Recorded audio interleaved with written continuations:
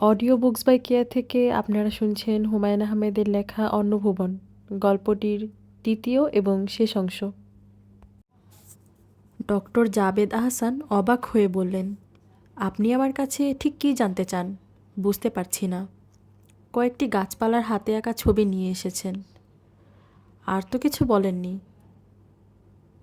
ছবিগুলো ভালো করে দেখেছেন? ভালো করে দেখার কি আছে? মিসির আলী লক্ষ্য করলেন ডাক্তার জাবেদ বেশ বিরক্ত। ভদ্রলোক ঢাকা বিশ্ববিদ্যালয়ের বোটানি ডিপার্টমেন্টের প্রফেসর।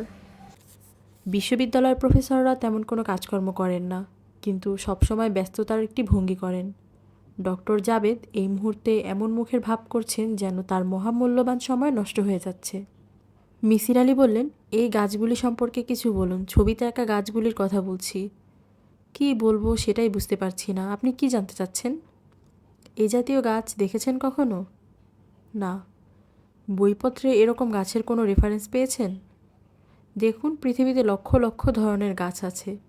সব কিছু আমার জানার কথা নয়। আমার পিএইচডির বিষয় ছিল প্ল্যান্ট ব্লিডিং। সে সম্পর্কে আপনাকে আমি কিছু বলতে পারি। আপনি একটি বাচ্চা মেয়ের আঁকা কতগুলো ছবি নিয়ে এসেছেন। সেই ছবিগুলো দেখে আমাকে গাছ সম্পর্কে বলতে বলেছেন। ধরনের ধাঁধার পেছনে সময় নষ্ট করার আমি কোনো অর্থ দেখছি না। মিসির আলী বললেন, আপনি বিরক্ত হচ্ছেন কেন? বিরক্ত হচ্ছি কারণ আপনি আমার সময় নষ্ট করছেন। মিসির আলী বললেন, আপনি বসে বসে টিভি দেখছিলেন। তেমন কিছু তো করছিলেন না। সময় নষ্ট করার কথা উঠছে কেন? সময় নষ্ট করার কথা উঠছে না। মিসির আলী ভাবলেন, ভদ্রলোক ভীষণ রেগে যাবেন। গেট আউট জাতীয় কথাবার্তা বলে বসতে পারেন, কিন্তু আশ্চর্যের ব্যাপার তেমন কিছু হলো না। ডক্টর জাবেদকে দেখে মনে হলো তিনি খানিকটা অপ্রস্তুত হয়েছেন। অপ্রস্তুত মানুষেরা যেরকম কাশতে থাকেন, ভদ্রলোক সেরকম কাশছেন। কাশি থামার পর বেশ মোলায়েম স্বরে বললেন, একটু চা দিতে বলি? জি না, চা খাবো না। একটু খান, ঠান্ডা পড়েছে। চা ভালোই লাগবে। বসুন, চায়ের কথা বলে আসি। চা এলো। শুধু চা নয়, চায়ের সঙ্গে নানান রকমের খাবার দাবার। বিশ্ববিদ্যালয়ের শিক্ষকদের বাড়ির এই একটি বিশেষত্ব আছে। এরা অতিথিকে চায়ের সঙ্গে নানান রকম নাস্তা দেয়, যা দেখে ধারণাও করতে পারে না এই সম্প্রদায় আর্থিক দিক দিয়ে পঙ্গু। মিসির আলি সাহেব, চা নিন। তিনি চা নিলেন। বলুন, স্পেসিফিক্যালি বলুন, আপনি কি জানতে চান? পৃথিবীতে ঠিক এই জাতীয় গাছ আছে কি না তা কে বলতে পারবে? অর্থাৎ আমি জানতে চাচ্ছি, এই গাছপালার ক্যাটালগ জাতীয় কিছু কি আছে যেখানে সব গাছপালার ছবি আছে, তাদের সম্পর্কে তথ্য লেখা আছে? হ্যাঁ, নিশ্চয়ই আছে। এই দেশে নাই, বোটানিক্যাল সোসাইটিতে আছে। ওদের একটি কাজই হচ্ছে গাছপালার বিভিন্ন স্পেসিসকে সিস্টেমেটিকভাবে ক্যাটালগিং করা। আপনি কি আমাকে কিছু লোকজনের ঠিকানা দিতে পারেন যারা আমাকে এই ব্যাপারে সাহায্য করতে পারবে? হ্যাঁ, পারি। আপনি যাবার সময় আমি ঠিকানা লিখে দিব। আর কি জানতে চান? মানুষ এবং গাছের মধ্যে পার্থক্য কী? প্রশ্নটা আরও গুছিয়ে করুন। মিসির আলি থেমে থেমে বললেন, আমরা তো জানি গাছের জীবন আছে, কিন্তু আমি যা জানতে চাচ্ছি সেটা হচ্ছে গাছের জীবনের সঙ্গে মানুষের জীবনের মিল কোথায়? চট করে উত্তর দেওয়া যাবে না। এর উত্তর দেবার আগে আমাদের জানতে হবে জীবন মানে কি। এখনও আমরা পুরোপুরিভাবে জীবন কি তা জানি না। বলেন কি, জীবন কি জানেন না? হ্যাঁ, তাই বিজ্ঞান অনেক দূর আমাদের নিয়ে গেছে, কিন্তু এখনও কিছুই আমরা জানি না। অনেক আনসলভড মিস্ট্রি রয়ে গেছে। আপনাকে আরেক কাপ চা দিতে বলি? বলুন। ডক্টর জাবেদ সিগারেট ধরিয়ে শান্ত স্বরে বললেন, অত্যন্ত আশ্চর্যের ব্যাপার হচ্ছে মানুষের সঙ্গে গাছের মিল অনেক বেশি। বলেন কি? হ্যাঁ, তাই। আসল জিনিস হচ্ছে জিন ঠিক করে কোন প্রোটিন তৈরি করা দরকার। অনেকগুলি জিন নিয়ে হয় একটি ডিএনএ মালিকুল, ডিঅক্সিরিবো নিউক্লিক অ্যাসিড। প্রাণের আদি ব্যাপার হচ্ছে এই জটিল অণু। এই অণু থাকে জীবকোষে। তারা ঠিক করে একটি প্রাণী মানুষ হবে না গাছ হবে না সাপ হবে। মাইটোকন্ড্রিয়া বলে একটি জিনিস মানুষেরও আছে, আবার গাছেরও আছে। মানুষের জানি তা হচ্ছে ক্লোরোপ্লাস্ট। আপনার কথা কিছুই বুঝতে পারছি না। বুঝতে পারার কথাও নয়, বিষয়টি অত্যন্ত জটিল। আপনি চাইলে আমি আপনাকে কিছু সহজ বইপত্র দিতে পারি। আমি চাই আপনি আমাকে আরও কিছু বলুন। ডিএনএ প্রসঙ্গে বলি, এই অণুগুলো হচ্ছে প্যাঁচালো সিঁড়ির মতো। মানুষের ডিএনএ এবং গাছের ডিএনএ প্রায় একই রকম। সিঁড়ির দু একটা ধাপ একটু আলাদা, একটু অন্যরকম। মিসির আলি গভীর আগ্রহে তাকিয়ে আছেন। একজন ভালো শিক্ষক খুবই সহজে একজন মনোযোগী শ্রোতাকে চিনতে পারেন। ডক্টর জাবেদ এই মনোযোগী শ্রোতাকে পছন্দ করে ফেলেছেন। শুধু এই দুই একটি ধাপ অন্যরকম হওয়ায় প্রাণীজগতে মানুষ এবং গাছ আলাদা হয়ে গেছে। প্রোটিন তৈরির পদ্ধতি হয়েছে ভিন্ন। আপনি আগে বরং কয়েকটা বইপত্র পড়ুন, তারপর আবার আপনার সঙ্গে কথা বলবো। ডক্টর জাবেদ 3টি বই দিলেন, 2টি ঠিকানা লিখে দিলেন। একটি লন্ডনের রয়্যাল বোটানিক্যাল সোসাইটির, অন্যটি লংম্যানের। ডক্টর লংম্যান আমেরিকান এগ্রিকালচারাল রিসার্চের ডেপুটি ডাইরেক্টর। মিসির আলি সাহেব তার সঙ্গে ছবিগুলো ভাগ করে 2 জায়গায় পাঠালেন এবং আশ্চর্যের ব্যাপার 10 দিনের মাথায় ডক্টর লংম্যানের চিঠির জবাব এলো। Thomas Longman, PhD, SC, US department of agricultural science. প্রিয় এম আলী, আপনার পাঠানো ছবি এবং চিঠি পেয়েছি। যে সমস্ত লতানো গাছের ছবি আপনি পাঠিয়েছেন তা খুব সুন্দর, খুব সম্ভব কল্পনা থেকে আঁকা। আমাদের জানা মতে ওরকম গাছের কোনো অস্তিত্ব নেই, তবে পেরুর গহীন অরণ্যে এবং আমেরিকান রেইন ফরেস্টে কিছু লতানো গাছ আছে, যার সঙ্গে আপনার পাঠানো গাছের সামান্য মিল আছে। আমি আপনাকে কিছু ফটোগ্রাফ পাঠালাম, আপনি নিজেই মিলিয়ে দেখতে পারেন। প্রসঙ্গত উল্লেখ করছি, রেইন ফরেস্ট এবং পেরুর গাছগুলির রং সবুজ, কিন্তু আপনার পাঠানো ছবির গাছের বর্ণ হলুদ এবং লালের মিশ্রণ। এর বেশি আপনাকে আর কোনো তথ্য দিতে পারছি না। আপনার বিশ্বস্ত টি লংম্যান। পুনশ্চ, আপনি যদি ছবির মতো গাছের কিছু নমুনা পাঠান তাহলে আমরা তা অত্যন্ত আগ্রহের সঙ্গে পরীক্ষা করব। রয়্যাল বোটানিক্যাল সোসাইটি চিঠির জবাব দিতে 20 দিনের মতো দেরি করল। তাদের জবাবটি ছিল 1 লাইনের। প্রিয় ডক্টর এম আলী, আপনার পাঠানো ছবির মতো দেখতে কোনো গাছের কথা আমাদের জানা নেই। আপনার বিশ্বস্ত এ সুরেন সেন। মিসির আলি সাহেব এই কদিনে জীবনের উৎপত্তি এবং বিকাশের ওপর গোটা 4 বই পড়ে ফেললেন। ডিএনএ এবং আরএনএ মলিকুল সম্পর্কে পড়তে গিয়ে লক্ষ্য করলেন প্রচুর কেমিস্ট্রি জানা ছাড়া কিছু স্পষ্ট হচ্ছে না। বারবার অ্যামিনো অ্যাসিডের কথা আসছে। অ্যামিনো অ্যাসিড কী জিনিস তা তিনি জানেন না, অথচ বুঝতে পারছেন প্রাণের রহস্যের সঙ্গে অ্যামিনো অ্যাসিডের একটি ঘনিষ্ঠ সম্পর্ক আছে। মিসির আলি 9-10 পাঠ্য কেমিস্ট্রির বই কিনে এনে পড়াশোনা শুরু করলেন। কোমর বেঁধে পড়াশোনা যাকে বলে। এই ফাঁকে চিঠি লিখলেন তিন্নির বাবাকে। তিন্নির বাবা তার জবাব দিলেন না, তবে তিন্নি একটি চিঠি লিখল। কোনো রকম সম্বোধন চিঠিতে নেই। হাতের লেখা অপরিচ্ছন্ন, প্রচুর ভুল বানান, কিন্তু ভাষা এবং বক্তব্য বেশ পরিষ্কার। খুবই গুছিয়ে লেখা চিঠি, বাচ্চা একটি মেয়ের জন্য যা বেশ আশ্চর্যজনক। চিঠির অংশবিশেষ এরকম: আপনি আব্বাকে একটি লম্বা চিঠি লিখেছিলেন। আব্বা সেই চিঠি না পড়েই ছিঁড়ে ফেলে দিয়েছেন। আব্বা এখন আর আপনাকে পছন্দ করছেন না। তিনি চান না আপনি আমার ব্যাপারে আর কোনো চিন্তাভাবনা করেন, কিন্তু আমি জানি আপনি করছেন। যদিও আপনি অনেক দূরে থাকেন, তবু আমি বুঝতে পারি। আপনি যে আমাকে পছন্দ করেন তাও বুঝতে পারি। কেউ আমাকে পছন্দ করে না, কিন্তু আপনি করেন। কেন করেন?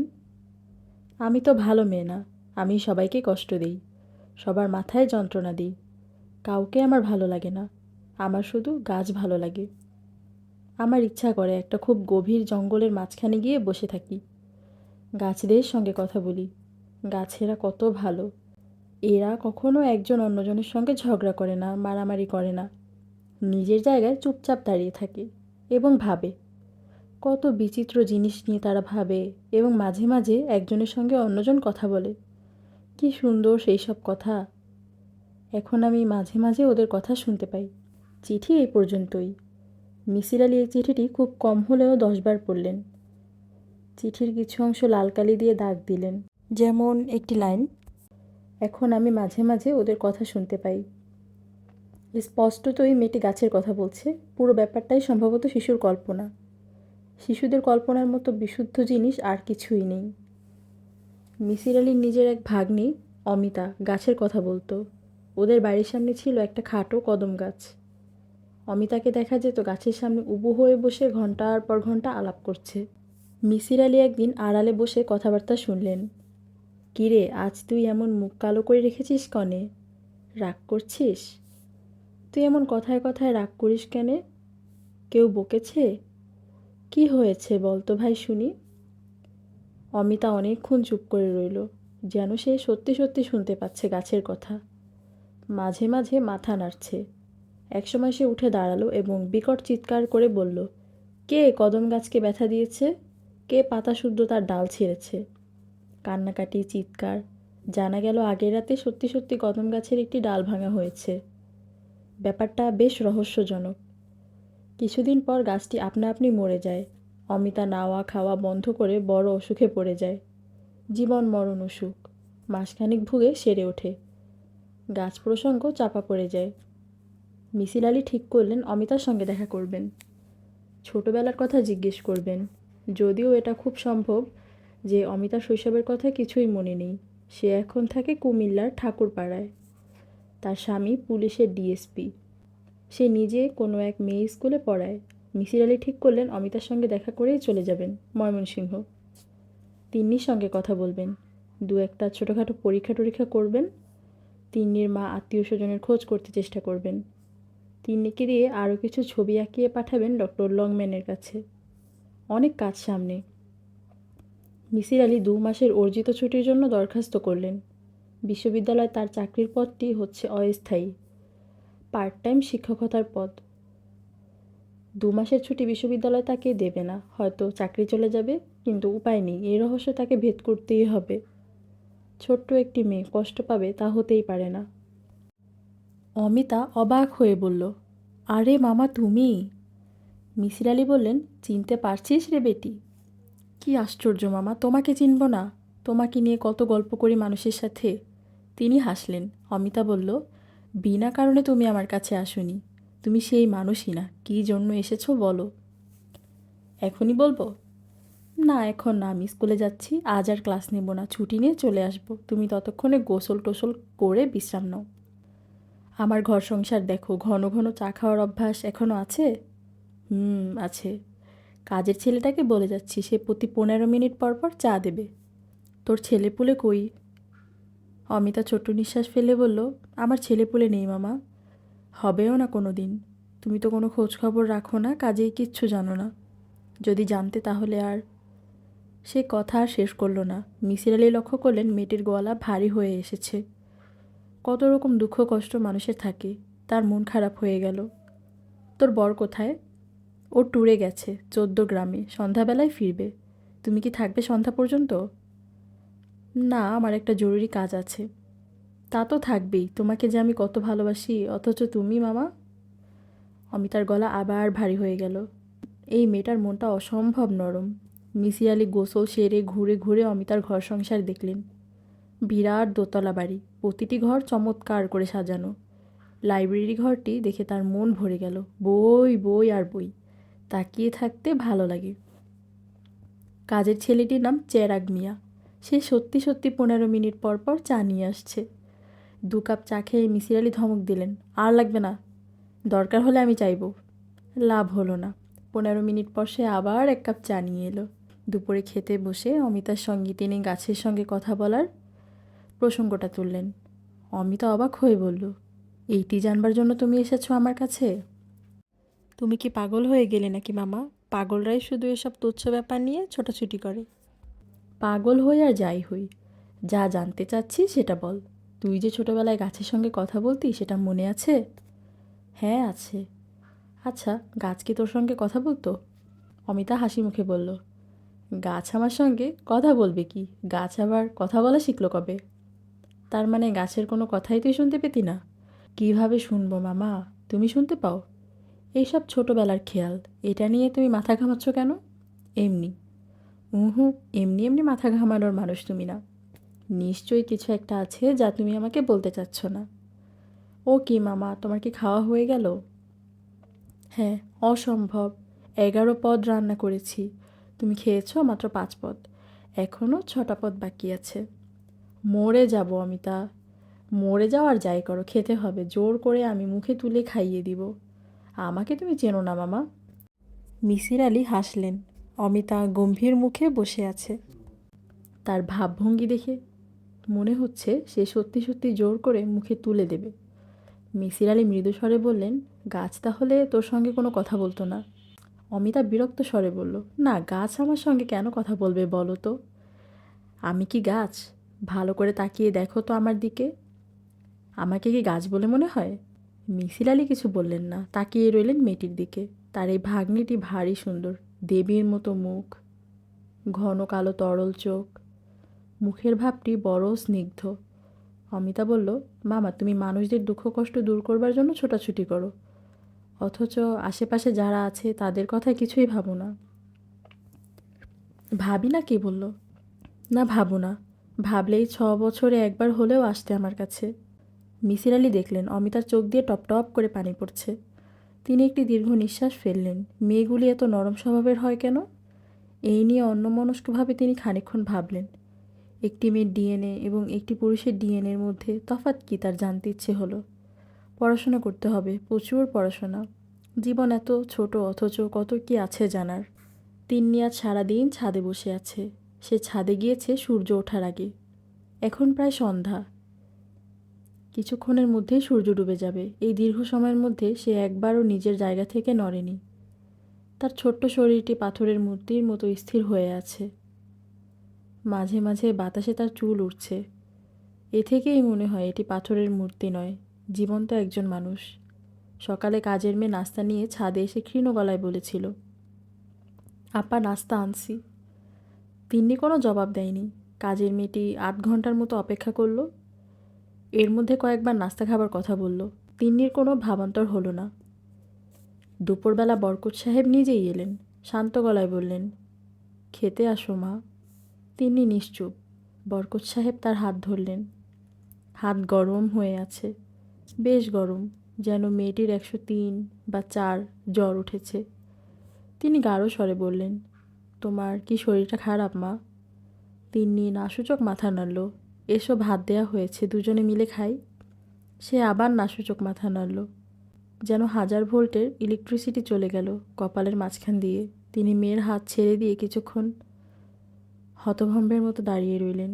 তিন্নি তখন খুব সহজ গলায় বলল, বাবা, তুমি চলে যাও। চলে যাব? তুমি আসবে না? না। কিছু খাবে না? খিদে নেই। 1 গ্লাস দুধ খাও, দুধ পাঠিয়ে দেই? না। বরকত সাহেব নিচে চলে গেলেন। এ কি গভীর পরীক্ষায় তিনি পড়লেন। মেয়ের এই বিচিত্র অসুখের সত্যিই কি কোনো সমাধান আছে? তার মনে হতে লাগলো সমাধান নেই। এই অসুখ বাড়তেই থাকবে, কমবে না। মিসির আলি নামের মানুষটির কিছুই করার ক্ষমতা নেই। মেয়েটিকে নিয়ে বিদেশে চলে গেলে কেমন হয়? ইউরোপ, আমেরিকায় বড় বড় ডাক্তাররা আছেন, তারা দিনকে রাত করতে পারেন। এই সামান্য কাজটা করতে পারবেন না? খুব পারবেন। তিনি নিজে দুপুরে কিছু খেতে পারলেন না। মাথায় ভোঁতা যন্ত্রণা হতে লাগলো। বিকেলের দিকে সেই যন্ত্রণা খুব বাড়ল। তিনি কয়েকবার বমি করলেন। অসম্ভব রাগে তার শরীর কাঁপতে লাগলো। কার ওপর রাগ? সম্ভবত নিজের ভাগ্যের ওপর। এত খারাপ ভাগ্য মানুষের হয়?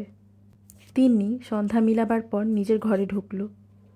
আজ অনেক দিন পর তার আবার ছবি আঁকতে ইচ্ছে হচ্ছে। রং তুলি সাজিয়ে সে উবু হয়ে মেঝেতে বসল। তার সামনে বড় একটি কাগজ বিছানো। সে খানিকক্ষণ চুপ করে বসে অতি দ্রুত তুলি বুলাতে শুরু করলো। প্রথমে মনে হচ্ছিল কিছু লাইন এলোমেলোভাবে টানা হচ্ছে। এখন আর তা মনে হচ্ছে না। এখন কাগজে লতানো গাছের ছবি স্পষ্ট হয়ে উঠেছে।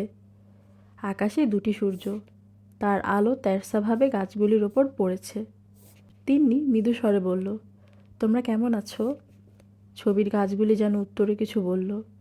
তিন্নি একটি দীর্ঘ নিঃশ্বাস ফেলে বলল, আমার কিছু ভালো লাগছে না, আমার খুব কষ্ট হচ্ছে, খুব কষ্ট। গাছগুলি যেন তার উত্তরেও কিছু বলল, খুব কঠিন কোনো কথা, কারণ তিন্নিকে দেখা গেল 2 হাতে মুখ ঢেকে কেঁদে উঠেছে। সেই কান্না দীর্ঘস্থায়ী হলো না।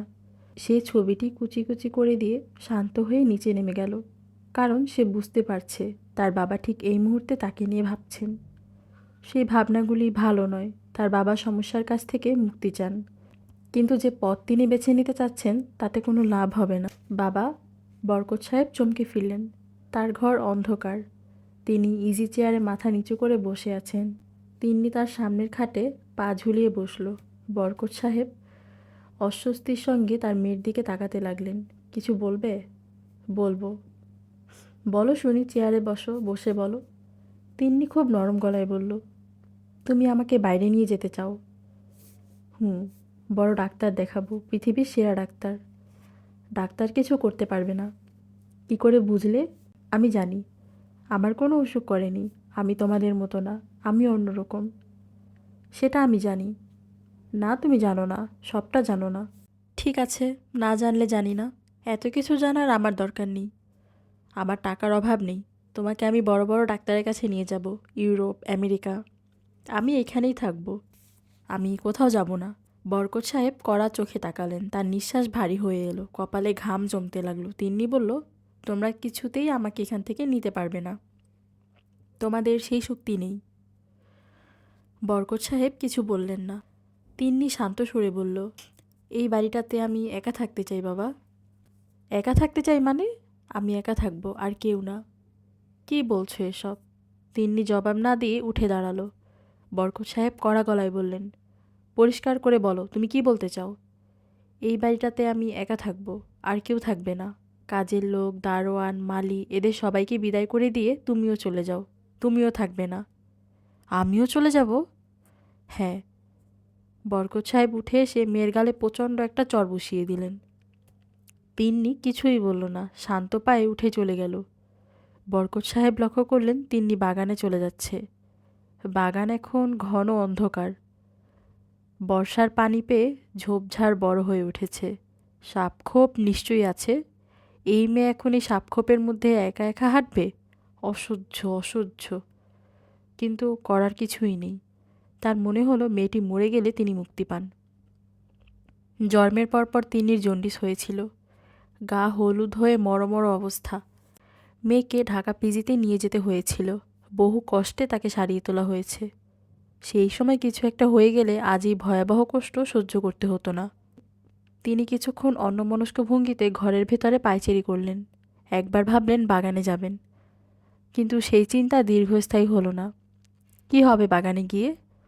তিনি কি পারবেন এই মেয়েকে ফেরাতে? পারবেন না, সেই ক্ষমতাই তার নেই। হয়তো কারোরই নেই। পীর ফকির ধরলে কেমন হয়? তিনি নিজেই এসব বিশ্বাস করতেন না। সারা জীবন তিনি ভেবেছেন অস্বাভাবিক কোনো ক্ষমতা মানুষের নেই, থাকতে পারে না। কিন্তু এখন দেখছেন তার ধারণা সত্যি নয়। অস্বাভাবিক ক্ষমতা মানুষের থাকতে পারে। তিন্নিরই আছে। কাজেই পীর ফকিরের কাছে বা সাধু সন্ন্যাসীর কাছেও যাওয়া যেতে পারে। স্যার? কে? তিনি দেখলেন চায়ের পেয়ালা হাতে কাদের দাঁড়িয়ে আছে। তিনি চায়ের পেয়ালা হাতে নিলেন। কাদের বলল, ওই লোকটা আসছে। কোন লোক?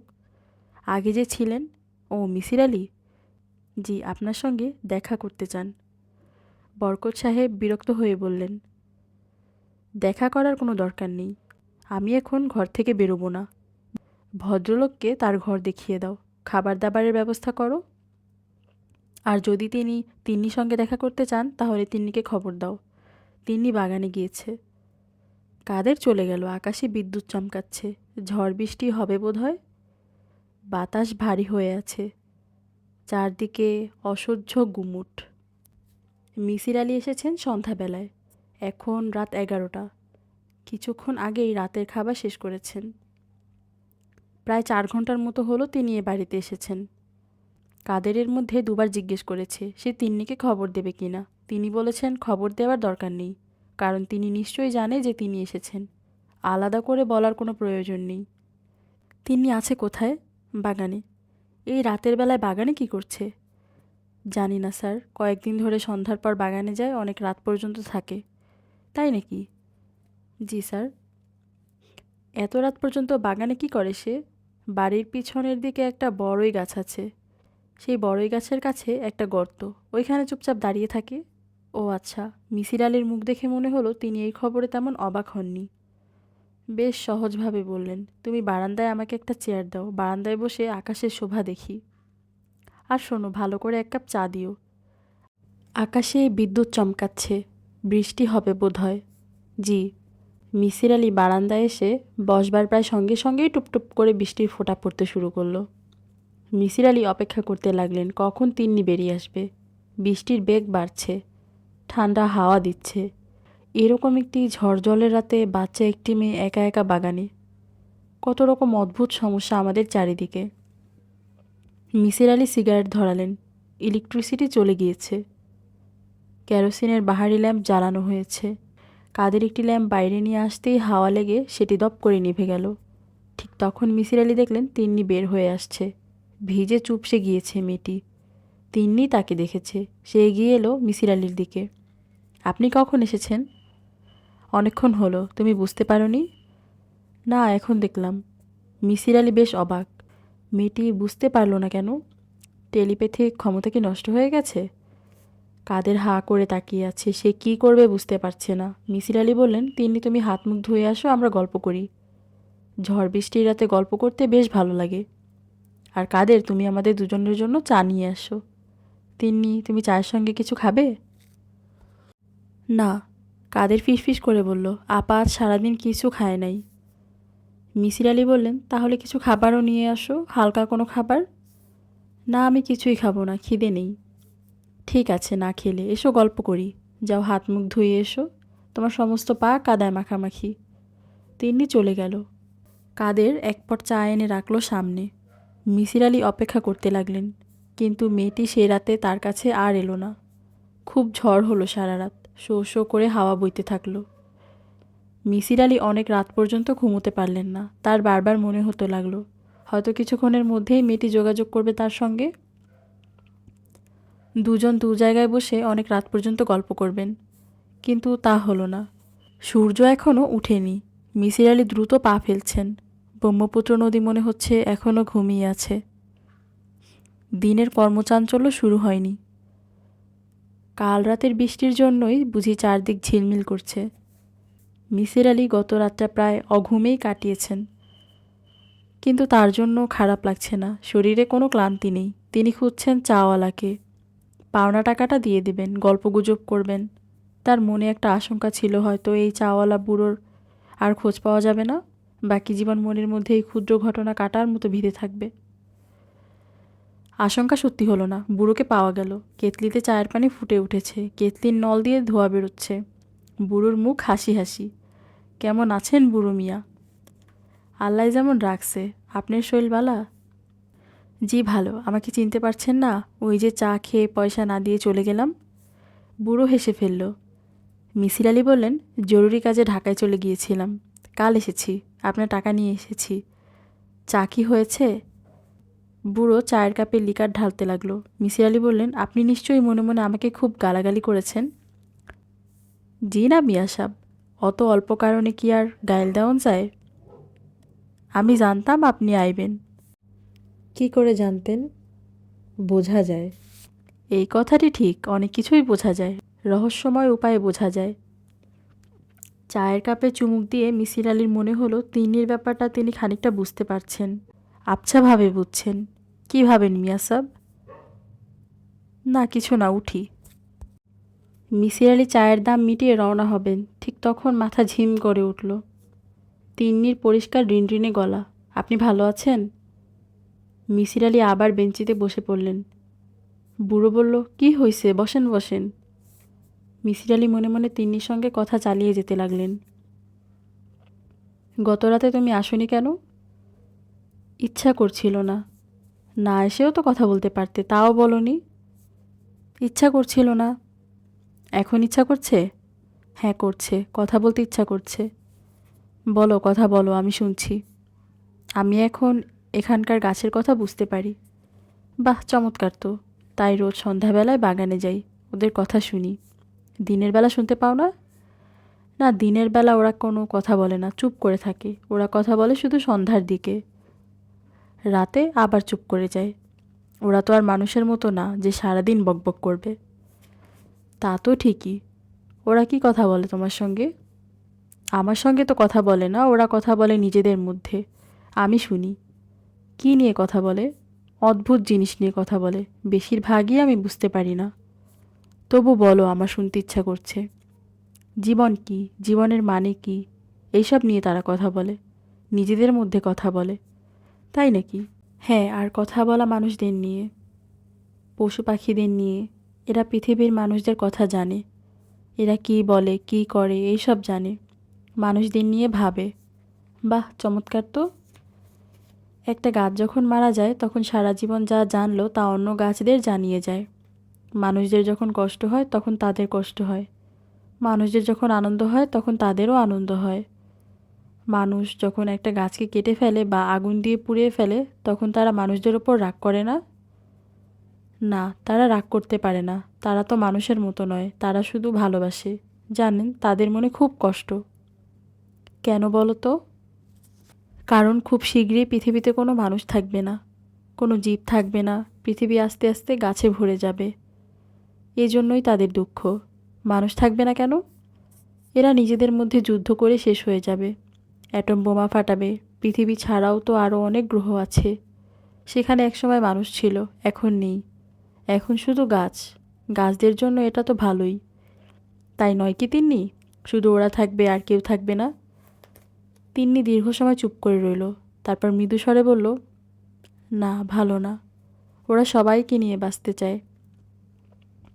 সারা জীবন ওরা যত জ্ঞান লাভ করেছে এগুলি মানুষকে বলতে চায়, কিন্তু বলার আগেই মানুষ শেষ হয়ে যায়। ওরা বলতে পারে না, এই জন্য ওদের খুব কষ্ট। মানুষকে ওরা ওদের কথা বলতে পারছে না কেন? বলতে পারছে না কারণ মানুষ তো এখনও খুব উন্নত হয়নি। ওদেরকে অনেক উন্নত হতে হবে, কিন্তু তা হবার আগেই তো ওরা শেষ হয়ে যায়। এইসব কথা কি তোমার আশেপাশের গাছদের কাছ থেকে জানলে? না, অন্য গাছ আমাকে বলেছে। আমি যখন ঘুমিয়ে থাকি তখন ওরা বলে। তুমি যেসব গাছের ছবি আঁকো সেই সব গাছ? তিন্নি খানিকক্ষণ চুপ করে থেকে বলল, আমার আর কথা বলতে ইচ্ছে করছে না। মিসির আলি উঠে দাঁড়ালেন। বুড়ো চাওয়ালা বলল, শরীরটা কি এখন ঠিক হইছে? কাইল আবার আইসেন। না, কাল আসতে পারবো না, কাল আমি ঢাকা চলে যাব। আবার যখন আসবো তখন কথা হবে। বরকত সাহেবের সঙ্গে দেখা হলো চায়ের টেবিলে। তার মুখ অস্বাভাবিক গম্ভীর। ভালো মতো চোখ তুলে তাকাচ্ছেন না। ভাবভঙ্গি দেখে মনে হচ্ছে মিসির আলির ওপর বেশ বিরক্ত। মিসির আলি এই বিরক্তির কারণ ঠিক ধরতে পারলেন না। মিসির আলি বললেন, আপনার শরীর কেমন? আমার শরীর ভালোই। আমার শরীর খারাপ হওয়ার তো কোনো কারণ ঘটেনি। আপনি ঢাকায় এতদিন কি করলেন? তেমন কিছু করতে পারিনি, খোঁজখবর করছি। খোঁজখবর তো যথেষ্টই করা হলো, আর কত? আপনি মনে হয় আশা ছেড়ে দিয়েছেন। হ্যাঁ, ছেড়ে দিয়েছি। এই সমস্যার কোনো সমাধান নেই। আপনি অনেক চেষ্টা করছেন, সেই জন্য আপনাকে অসংখ্য ধন্যবাদ। আপনার পারিশ্রমিক হিসেবে একটি চেক আপনার জন্য তৈরি করে রেখেছি। কাদের আপনাকে দেবে? আমি চাই না এই ব্যাপারটি নিয়ে আপনি আর মাথা ঘামান। মিসির আলি অবাক হয়ে বললেন, আমি কিছু বুঝতে পারছি না। ভাগ্যকে স্বীকার করে নেবার চেষ্টা করছি।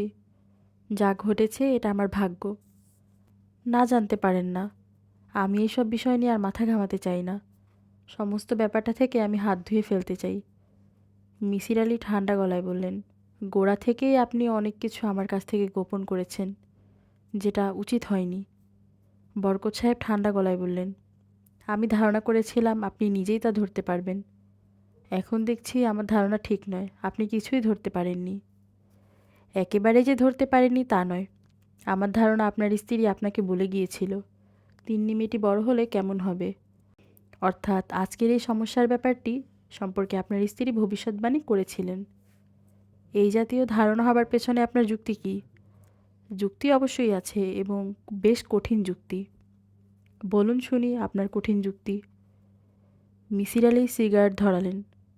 বরকত সাহেবের চোখের দিকে তাকালেন তীক্ষ্ণ দৃষ্টিতে এবং শান্ত স্বরে বললেন, আমি প্রথমেই লক্ষ্য করলাম আপনি আপনার মেয়ের সঙ্গে অস্বাভাবিকতাগুলি মোটামুটি সহজভাবে গ্রহণ করেছেন, তেমন বিচলিত হননি। আমাকে ছাড়া দ্বিতীয় কোনো ব্যক্তিকে জানাননি। এ থেকেই মনে হয়েছে আপনার মেয়ের এইসব অস্বাভাবিকতা সম্পর্কে আপনি মানসিকভাবে প্রস্তুত। এই প্রস্তুতি কোত্থেকে আসতে পারে? আমার মনে হয়েছে কেউ নিশ্চয়ই আগেই আপনাকে বলেছে। কে বলতে পারে? আমার মনে হয়েছে আপনার স্ত্রীর কথা। কারণ আপনার স্ত্রী হচ্ছেন। বরকত সাহেব মিসির আলির কথা শেষ করতে দিলেন না। উঠে দাঁড়ালেন এবং কঠিন স্বরে বললেন, আমার প্রচণ্ড মাথা ধরেছে, আপনি এখন যান, পরে কথা বলবো। মিসির আলি নিঃশব্দে উঠে এলেন, চলে গেলেন বাগানে। বড়ই গাছটি খুঁজে বের করবেন। তিন্নি বড়ই গাছের একটা গর্তে দাঁড়িয়ে থাকে। এই গর্তটিকে পরীক্ষা করে দেখবেন। কিন্তু সেই সুযোগ হলো না। ভয়াবহ একটা ব্যাপার ঘটল। প্রকাণ্ড একটা মরাল সাপ হঠাৎ যেন আকাশ ফুঁড়ে নেমে এলো। মিসির আলি চমকে উঠলেন। তার চোখ থেকে চশমা খুলে পড়ল। আর ঠিক তখন মনে হলো এই দৃশ্যটি সত্যি নয়।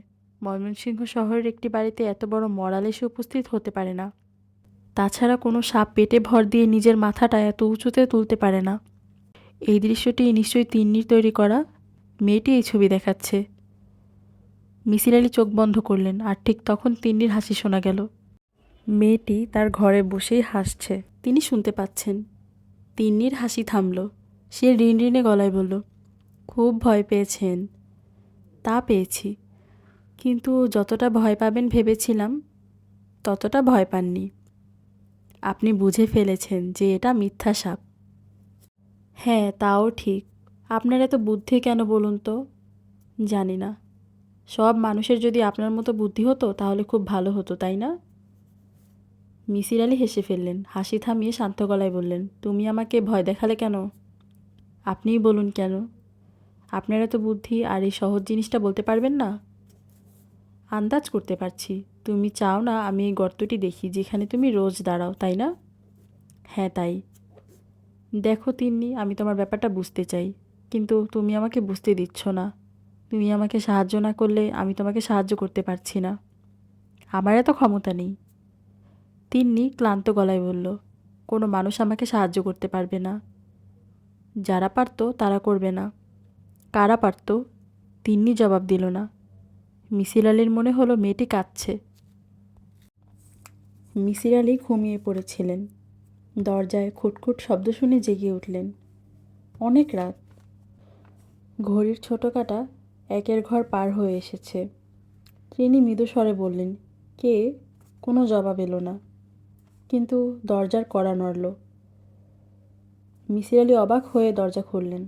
অন্ধকারে বরকত সাহেব দাঁড়িয়ে আছেন। সরি, আপনার ঘুম ভাঙালাম বোধ হয়। কোনো অসুবিধা নেই, আপনি আসুন। বরকত সাহেব ইতস্তত করে বললেন, ঘুম আসছিল না, ভাবলাম আপনার সঙ্গে খানিকক্ষণ গল্প করি। খুব ভালো করেছেন, বসুন। বরকত সাহেব বসলেন। তাকে দেখে মনে হচ্ছে তিনি খুব অস্বস্তি বোধ করছেন। বসে আছেন মাথা নিচু করে। একজন অহংকারী লোক এভাবে কখনো বসে না। মিসির আলি বললেন, আমার মনে হয় আপনি আপনার স্ত্রীর কথায় কিছু বলতে চান। বলুন, আমি শুনছি। বরকত সাহেব চুপ করে রইলেন। তার মাথা আর একটু ঝুঁকে পড়ল। মিসির আলি বললেন, আমি বরং বাতি নিভিয়ে দিই, তাতে কথা বলতে আপনার সুবিধা হবে। আলোতে আমরা অনেক কথা বলতে পারি না, অন্ধকারে সহজে বলতে পারি। বাতি নেভাবার পর ঘর কেমন অন্যরকম হয়ে গেল। গা ছমছম করতে লাগলো। কেন এই ঘরটি এতদিনের চেনা কোনো ঘর নয়, অন্য কোনো রহস্যময় অচেনা ঘর? বরকত সাহেব সিগারেট ধরিয়ে মৃদুস্বরে বলতে লাগলেন, আমার স্ত্রী খুবই সহজ এবং সাধারণ একজন মহিলা। বলার মতো তেমন কোনো বিশেষত্ব তার নেই। কোনো রকম অস্বাভাবিকতাও তার চরিত্রে ছিল না। তবে আমার শাশুড়ি একজন অস্বাভাবিক মহিলা ছিলেন। বিয়ের আগে তা জানতে পারিনি, জেনেছি বিয়ের অনেক পরে। আমার স্ত্রী জন্মের পর পর আমার শাশুড়ি মারা যান। আমার শাশুড়ি সম্পর্কে এখন আপনাকে যা বলছি সবই শোনা কথা। আমার স্ত্রীর জন্মের ঠিক আগে আগে আমার শাশুড়ি অদ্ভুত আচার-আচরণ করতে থাকেন। তার ভেতর উল্লেখযোগ্য হচ্ছে খাওয়া দাওয়া বন্ধ করে রোদে বসে থাকা। এখন তিন্নি যা করে অনেকটা তাই। আমার শাশুড়ি লোকজনদের বলতে শুরু করেন, তার পেটে মানুষের বাচ্চা নয়, তার পেটে বড় হচ্ছে একটা গাছ। সবাই বুঝলো এটা মাথা খারাপের লক্ষণ। গ্রাম্য চিকিৎসা হতে থাকলেও কোনো লাভ হলো না। তিনি বলতেই থাকলেন তার পেটে বড় হচ্ছে একটা গাছ। যাই হোক, যথাসময়ে আমার স্ত্রীর জন্ম হলো, ফুটফুটে একটি মেয়ে। আমার শাশুড়ি মেয়েকে কোলে নিলেন, কিন্তু বললেন, তোমরা বুঝতে পারছো না, এ আসলে মানুষ না, এ একটা গাছ। এর কিছুদিন পর আমার শাশুড়ি মারা যান। আপনাকে আগেই বলেছি আমার স্ত্রী খুব স্বাভাবিক মহিলা ছিলেন, কিন্তু তিন্নি যখন পেটে এলো তখন তার ভেতরেও অস্বাভাবিকতা দেখা দিল। এক রাতে সে আমাকে ঘুম থেকে ডেকে তুলে বলল, তার পেটে যে বড় হচ্ছে সে মানুষ নয়, সে একটা গাছ। আমি এমন ভাব দেখালাম যে এই খবরে মোটেও অবাক হইনি। আমি বললাম, তাই কি? সে বলল, হ্যাঁ। কি করে বুঝলে? অনেক দূরের কিছু গাছ আমাকে স্বপ্নে বলেছে। তারা বলেছে তোমার গর্ভে যে জন্মেছে তাকে খুব যত্নে বড় করবে, কারণ তাকে আমাদের খুব দরকার। স্বপ্নে তো মানুষ অনেক কিছুই দেখে, স্বপ্নটাকে কখনো সত্যি মনে করতে নেই। এটা সত্যি, এটা স্বপ্ন নয়। ঠিক আছে, সত্যি হলে সত্যি, এখন ঘুমাও। তিন্নির জন্মের কিছুদিন পর আমার স্ত্রী মারা গেল। তার মৃত্যুর 2 দিন আগে তিন্নিকে কোলে নিয়ে আমি তার কাছে গেলাম। হাসি মুখে বললাম, কি সুন্দর একটি মেয়ে। তুমি বলছো গাছ। আমার স্ত্রী ক্লান্ত ভঙ্গিতে হাসল, শান্ত স্বরে বলল, তুমি বুঝতে পারছো না, কিন্তু একদিন বুঝবে। আমি হাসতে হাসতে বললাম, একদিন সকালবেলা দেখব তিন্নির চারদিকে ডালপালা গজিয়েছে, নতুন পাতা ছেড়েছে। আমার স্ত্রী তার জবাব দিল না, কঠিন চোখে তাকিয়ে রইল, যেন আমার কথায় সে অসম্ভব রেগে গেছে। বরকত সাহেব থামলেন। ঘর অন্ধকার, কিন্তু মিসির আলি বুঝতে পারছেন ভদ্রলোকের চোখ দিয়ে পানি পড়ছে। আপনি আমার স্ত্রী সম্পর্কে জানতে চাচ্ছিলেন। আমি যা জানি আপনাকে বললাম। এখন আপনি আমাকে বলুন, কি হচ্ছে? মিসির আলি কী বলবেন ভেবে পেলেন না। বরকত সাহেব ধরা গলায় বললেন, কিছুদিন থেকে তিন্নি বাগানে একটি গর্তে চুপচাপ ঘন্টার পর ঘন্টা দাঁড়িয়ে থাকে। ফিরে আসে অনেক রাতে। আমার প্রায়ই মনে হয় একদিন সে হয়তো আর ফিরবে না, সেখানেই থেকে যাবে, এবং দেখব। বরকত সাহেব কথা শেষ করলেন না, তার গলা বন্ধ হয়ে এলো। মিসির আলি বললেন, নিন, 1 গ্লাস পানি খান। বরকত সাহেব তৃষ্ণার্তের মতো পানির গ্লাস শেষ করলেন। মিসির আলি সাহেব। জি বলুন। তিন্নি এখন আমাকে বলছে বাড়ি ছেড়ে যেতে। সে একা থাকবে এখানে, কাজের লোক থাকবে না, দারোয়ান মালিকেও থাকবে না, থাকবে শুধু সে একা। এবং আপনি জানেন মেয়েটি যা চায় তাই আমাকে করতে হয়। ওর অসম্ভব ক্ষমতা। আপনি তার পরিচয় ইতিমধ্যে হয়তো পেয়েছেন। কি হচ্ছে আপনি আমাকে বলুন, এবং আমি কি করব সেটা আমাকে বলুন। আমার শরীরও বেশ ভালো না, ব্লাড প্রেশার আছে, ইদানিং সুগারের প্রবলেম দেখা দিয়েছে, রাতের পর রাত ঘুমাতে পারি না। মিসির আলি দৃঢ় গলায় বললেন, হাল ছেড়ে দেবার মতো এখনও কিছু হয়নি। হালই তো নেই, হাল ধরবেন কিভাবে? বরকত সাহেব উঠে পড়লেন। বাকি রাতটা মিসির আলি জেগেই কাটালেন। অন্ধকার ঘরে শুয়ে শুয়ে সমস্ত ব্যাপারটা গুছাতে চেষ্টা করলেন। জিগস পাজেল, একটির সঙ্গে অন্যটির কিছুতেই মিলে না। তবু কি কিছু একটা দাঁড় করানো যায় না? একটা পর্যায়ে জীবনকে প্রকৃতি 2 ভাগে ভাগ করলেন, প্রাণী এবং উদ্ভিদ। প্রাণীরা ঘুরে বেড়াতে পারে, উদ্ভিদ পারে না। পরবর্তী সময়ে প্রাণীর বিকাশ হলো। ক্রমে ক্রমে জন্ম হলো অসাধারণ মেধাসম্পন্ন প্রাণী, মানুষ। এই বিকাশ শুধু প্রাণীর ক্ষেত্রে হবে কেন? কেন উদ্ভিদের বেলায়ও হবে না? ধরা যাক উদ্ভিদের বেলায়ও বিকাশ হলো।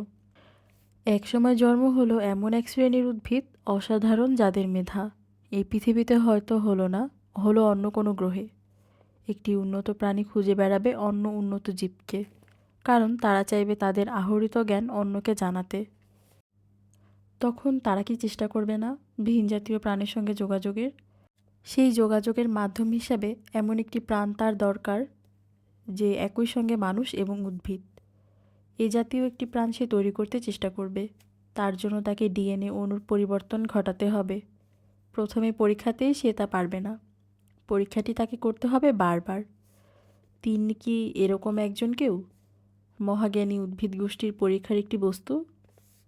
মানুষ যদি উদ্ভিদ নিয়ে, ইঁদুর নিয়ে ল্যাবরেটরিতে নানান ধরনের পরীক্ষা করতে পারে, ওরা কেন পারবে না? কিন্তু তারা পরীক্ষাটা করছে কিভাবে? একজন মানুষ ল্যাবরেটরিতে ইঁদুরের গায়ে একটি সিরিঞ্জে করে রিয়েজেন্ট ঢুকিয়ে দিতে পারে, কিন্তু উদ্ভিদ কি তা পারে? হয়তো পারবে। মাইক্রোওয়েভ রশ্মি দিয়ে আমরা দূর থেকে যন্ত্র চালু করতে পারি। ওদের হাতেও হয়তো তেমন ব্যবস্থা আছে। মিসির আলি বিছানা ছেড়ে বারান্দায় এসে বসলেন। আকাশে চাঁদ উঠেছে, বাগানটাকে ভারী সুন্দর লাগছে, এত সুন্দর যে মন খারাপ হয়ে গেল। আপনি আজ আর ঘুমোলেন না, তাই না? মিসির আলি চমকে উঠলেন। তিন্নির গলা, তুমিও তো দেখছি জেগে আছো। হ্যাঁ, আমি জেগেই থাকি। মিসির আলি কথাবার্তা চালাতে লাগলেন। এ জাতীয় কথাবার্তায় তিনি এখন অভ্যস্ত। আগের মতো অস্বস্তি বোধ হয় না, বরঞ্চ মনে হয় এই তো স্বাভাবিক। বরঞ্চ কথা বলার এই পদ্ধতি অনেক সুন্দর। মুখোমুখি এসে বসার দরকার নেই, দুজন দু জায়গায় থেকে কথা বলে চমৎকার সময় কাটানো। তিন্নি, আমি যে এতক্ষণ তোমার বাবার সঙ্গে গল্প করলাম, সেটা কি তুমি জানো? হ্যাঁ জানি, সব কথা শুনেছি। আমি তোমাকে নিয়ে যা ভেবেছি তাও নিশ্চয়ই জানো। হ্যাঁ, তাও জানি, সব জানি। আমি কি ঠিক পথে এগুচ্ছি? অর্থাৎ তোমার থিওরি কি ঠিক আছে? কিছু কিছু ঠিক, বেশিরভাগই ঠিক না। কোন জিনিসগুলি ঠিক না সেটা কি আমাকে বলবে? না, বলবো না। কেন বলবে না? তিন্নি জবাব দিল না। মিসির আলি বললেন, তুমি কি চাও না আমি তোমাকে সাহায্য করি? না, চাই না। একসময় কিন্তু চেয়েছিলে। তখন খুব ভয় লাগতো, এখন লাগে না। মিসির আলি খানিকক্ষণ চুপ করে রইলেন। তারপর খুব শান্ত ভঙ্গিতে জিজ্ঞেস করলেন, তুমি বুঝতে পারছো তোমার মধ্যে একটি পরিবর্তন হচ্ছে, তুমি বদলে যাচ্ছ। শেষ পর্যন্ত কি হবে তুমি কি জানো? জানি। তুমি কি আমাকে তা বলবে? না। আচ্ছা, এইটুকু বলো, তুমি কি একমাত্র মানুষ যার ওপর এই পরীক্ষাটি হচ্ছে? না, তুমি ছাড়াও আরও অনেককে নিয়ে এরকম হয়েছে বা হচ্ছে। অনেককে নিয়েই হয়েছে এবং হচ্ছে। এবং এবং বলো, আমি শুনছি। এমন একদিন আসবে পৃথিবীর সব মানুষ এরকম হয়ে যাবে। তার মানে? তখন কত ভালো হবে, তাই না? মানুষের কোনো খাবারের কষ্ট থাকবে না। মানুষ কত উন্নত প্রাণী, কিন্তু সে তার সবটা সময় নষ্ট করে খাবারের চিন্তায়। এই সময়টা সে নষ্ট করবে না। কত জিনিস সে জানবে, আরও কত ক্ষমতা হবে তার। কি হবে এত কিছু জেনে? তিন্নি খিলখিল করে হেসে উঠল। মিসির আলি বললেন, হাসছো কেন? হাসি আসছে তাই হাসছি। মানুষ তো এখনও কিছুই জানে না, আর আপনি বলছেন কি হবে এত জেনে। তুমি বুঝি অনেক কিছু জেনে ফেলেছ? হ্যাঁ। কি কি জানলে বলো? তা বলবো না, আপনি এখন ঘুমোতে যান। আমার ঘুম পাচ্ছে না। আমি আরও কিছুক্ষণ কথা বলবো তোমার সঙ্গে। না, আপনি আর কথা বলবেন না। আপনি এখন ঘুমোবেন এবং সকালে উঠে ঢাকা চলে যাবেন। আর কখনো আসবেন না। আসবো না মানে? ইচ্ছা করলেও আসতে পারবেন না। আমার কথা কিছুই আপনার মনে থাকবে না। কি বলছো তুমি? আপনাকে আমার দরকার নেই। তিন্নি হাসতে লাগলো। মিসির আলি সারা রাত বারান্দায় বসে রইলেন। অস্পষ্টভাবে তার মনে হতে লাগলো, মেয়েটি যা বলছে তাই হবে। মানুষ যখন কোনো জটিল এক্সপেরিমেন্ট করে তার সাবধানতার সীমা থাকে না। সে তীক্ষ্ণ দৃষ্টি রাখে যেন তার এক্সপেরিমেন্ট নষ্ট না হয়। কেউ এসে যেন তা ভণ্ডল না করে দেয়। যারা এই ছোট্ট মেয়েটিকে নিয়ে এত ভয়াবহ এক্সপেরিমেন্ট করছে, তারাও কি তাই করবে? কে রক্ষা করবে এই মেয়েটিকে? ভোররাতের দিকে মিসির আলির শরীর খারাপ হতে লাগলো। তার কেবলই মনে হলো ঢাকায় কি যেন একটা কাজ ফেলে এসেছেন, খুব জরুরি কাজ, এক্ষুনি ফিরে যাওয়া দরকার। কিন্তু কাজটি কী তা মনে পড়ছে না। তিনি ভোর 8টায় রওনা হয়ে গেলেন। বরকত সাহেব বা তিন্নি কারো কাছ থেকে বিদায় পর্যন্ত নিলেন না। তিন্নির ব্যাপারটা নিয়ে বড় বড় খাতায় গাদা গাদা নোট করেছিলেন, সব ফেলে গেলেন, কিছুই সঙ্গে নিলেন না। ঢাকায় পৌঁছার আগেই প্রচণ্ড জ্বরে জ্ঞান হারালেন। ট্রেনের একজন সহযাত্রী দয়া পরবশ হয়ে তাকে পৌঁছে দিলেন ঢাকা মেডিকেলে। তিনি প্রায় 2 মাস অসুখে ভুগলেন। সময়টা কাটল একটা ঘোরের মধ্যে। পুরোপুরি সুস্থ হতে তার আরও 2 মাস লাগলো। কিন্তু পুরোপুরি বোধহয় সুস্থ হলেনও না। কিছু কিছু জিনিস তিনি মনে করতে পারলেন না। যেমন একদিন অমিতা তাকে দেখতে এসে বলল, তুমি শুধু আজে বাজে কাজে ছোটাছুটি করো, তারপর একটা অসুখ বাঁধাও। সেইবার হঠাৎ কুমিল্লা এসে উপস্থিত। যেভাবে হঠাৎ আসা সেইভাবে হঠাৎ উধাও। আমি তো ভেবেই পাই না। মিসির আলি অবাক হয়ে বললেন, কুমিল্লা? কুমিল্লা কেন যাব? সে কি তোমার মনে নেই? না তো। তুমি মামা একটা বিয়ে টিয়ে করে সংসারী হও। নিউ মার্কেটে বইয়ের দোকানে একবার এক ভদ্রলোকের সঙ্গে দেখা। তিনি রাগী গলায় বললেন, যাক, আপনার দেখা পাওয়া গেল। বইগুলি তো ফেরত দিলেন না কেন? মিসির আলি অবাক হয়ে রইলেন। কি বই? কি বই মানে? বোটানির 2টা বই নিয়ে গেলেন না আমার কাছ থেকে? তাই নাকি? আবার বলছেন তাই নাকি? আপনি কি আমাকে চিনতে পারছেন না? আমি ডাক্তার জাবেদ। না, আমি তো ঠিক। মিসির আলি খুবই বিব্রত বোধ করলেন, কিন্তু কিছুই করার নেই। প্রায় 1 বছর পর মিসির আলি ময়মনসিংহের এক অ্যাডভোকেটের কাছ থেকে চিঠি পেলেন। চিঠির বিষয়বস্তু হচ্ছে, বরকতুল্লাহ নামের এক ব্যবসায়ী ময়মনসিংহ শহরের বাড়ি মিসির আলিকে দান করেছেন। বাড়ির রক্ষণাবেক্ষণের জন্য কিছু টাকাও ব্যাংকে জমা আছে। টাকার অঙ্কটি অবশ্য উল্লেখ করা হয়নি। মিসির আলি ভেবেই পেলেন না, অপরিচিত এক ভদ্রলোক শুধু শুধু তাকে বাড়ি দেবেন কেন?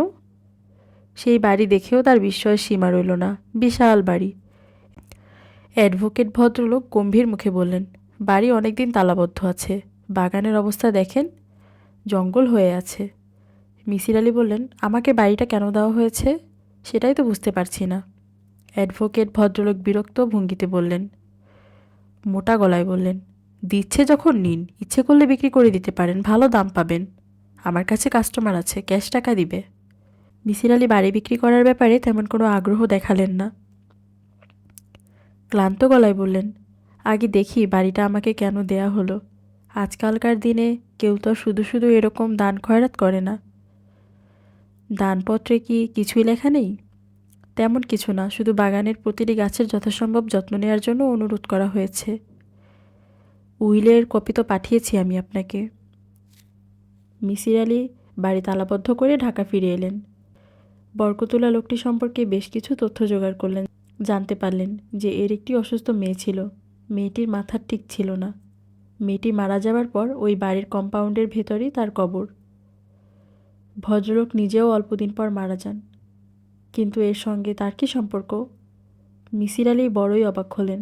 জগতের রহস্যময় ব্যাপার এখনও তাহলে ঘটে। 5 বছর পরের কথা। মিসির আলি তার স্ত্রীকে নিয়ে ময়মনসিংহ বেড়াতে এসেছেন।